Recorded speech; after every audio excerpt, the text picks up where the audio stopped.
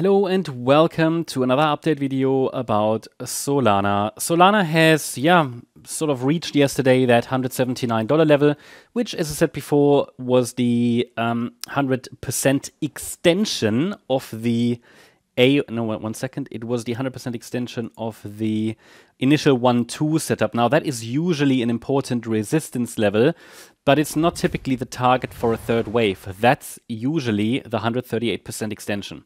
Or actually, it's always the 138% extension. Doesn't mean the price has to get there, but it just means it would be ideal. And that's really all we can do. We can identify what is ideal, what is typically the most probable scenario outcome. Again, no certainties, right? We're here dealing with the unknown to a degree. Of course, there are probabilities, but all we can do really is narrow down the uncertainty in markets. More important than even that is to understand when the roadmap that we define here with the help of Elliott wave structures, when that roadmap changes.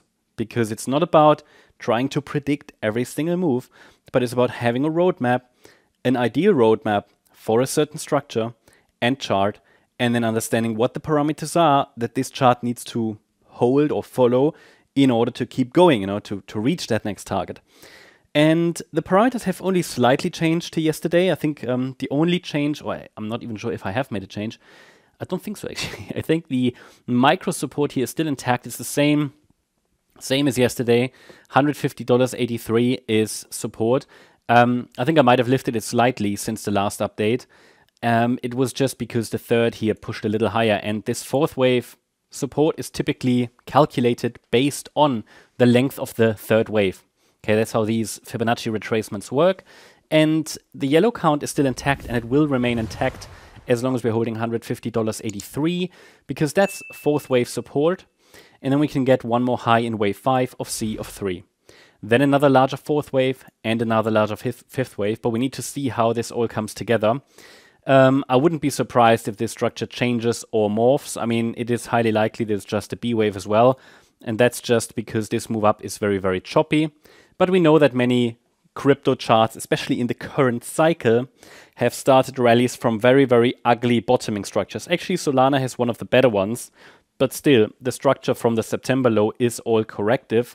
So it means we have to be on the side of caution, be prepared for, let's say, the unexpected, be prepared for unexpected dips, breaks of micro support. It is highly likely. And the reason it's highly likely is it's not an impulse to the upside. It is a very complex form of a possible diagonal or a correction.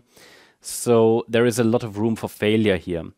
However, if the market pushes higher, then $196.61 and $208.10 are the next upside levels to watch. And I mean, can always go higher, right? So if the third wave pushes higher, just here the 138% extension is not the maximum, but it is the first ideal target. Okay, so when can we say that the structure breaks? Well, it would be with a break below $150.83. If we break below it, it will become even more probable that this is the blue count with a high B wave, and we're coming down. At the moment, the blue count, however, is not preferred, not as long as we're holding above micro support, but I will consider to make it the primary count if we break below $150.83. At the very least, I'd say a test of the support area here in the middle would then become very likely.